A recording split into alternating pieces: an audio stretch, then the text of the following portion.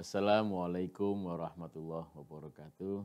Selamat bertemu kembali dengan saya Sukamto, dosen teknik mesin Universitas Muhammadiyah Yogyakarta dalam mata kuliah manajemen rumah sakit.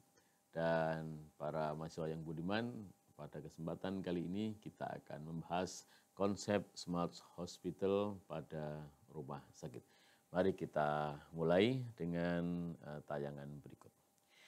Kita akan memiliki 5 bahasan terkait dengan konsep smart hospital pada rumah sakit. Yang pertama adalah evolusi fasilitas kesehatan. Yang kedua, pengenalan smart hospital. Yang ketiga, beban listrik kritis, kualitas listrik, efisiensi energi, dan konsep building management system atau disingkat dengan BMS. Yang keempat, kita akan bahas mengenai efisiensi komunikasi.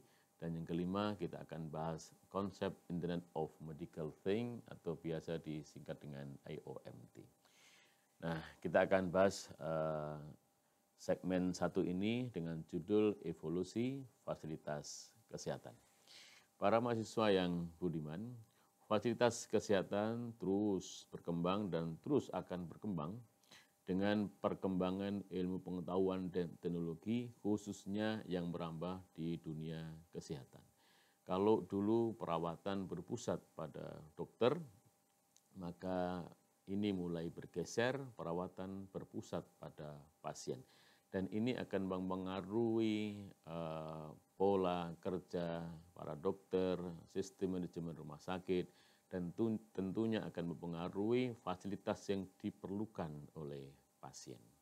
Dokter dan tenaga kesehatan dituntut untuk terlibat dalam perencanaan, pengembangan, dan pemantuan fasilitas kesehatan.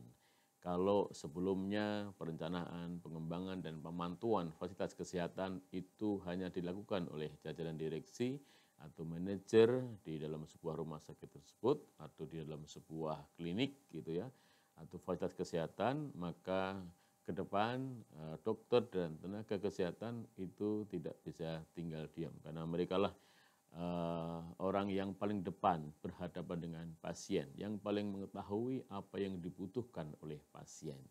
Nah, maka akan sangat baik sekali dokter dan tenaga kesehatan itu dilibatkan di dalam proses perencanaan, pengembangan, dan pemantuan fasilitas kesehatan.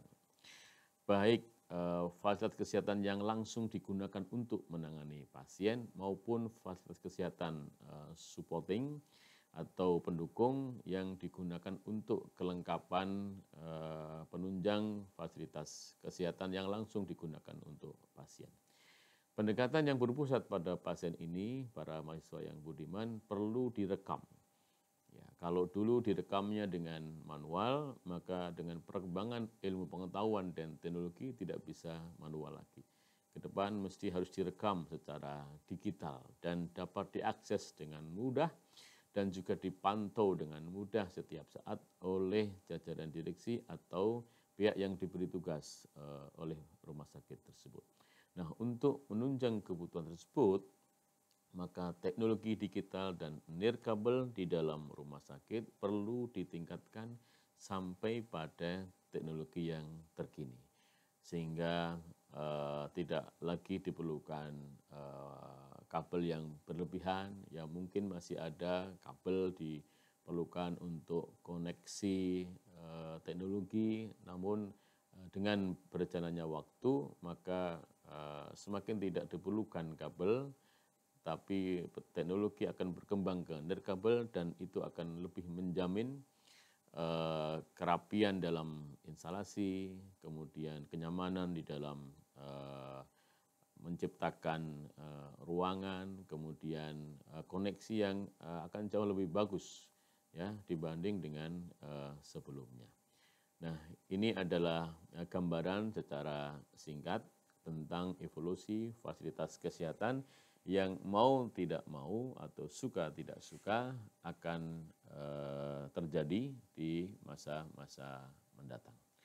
Nah, maka para mahasiswa yang budiman, Anda sebagai mahasiswa yang menekuni bidang ini tentunya terus harus mau belajar untuk mengikuti perkembangan ilmu pengetahuan dan teknologi khususnya yang berkaitan dengan Smart Hospital yang akan berlaku di rumah sakit di masa-masa mendatang, sehingga kita bisa menyediakan fasilitas kesehatan sesuai dengan yang diharapkan oleh pasien.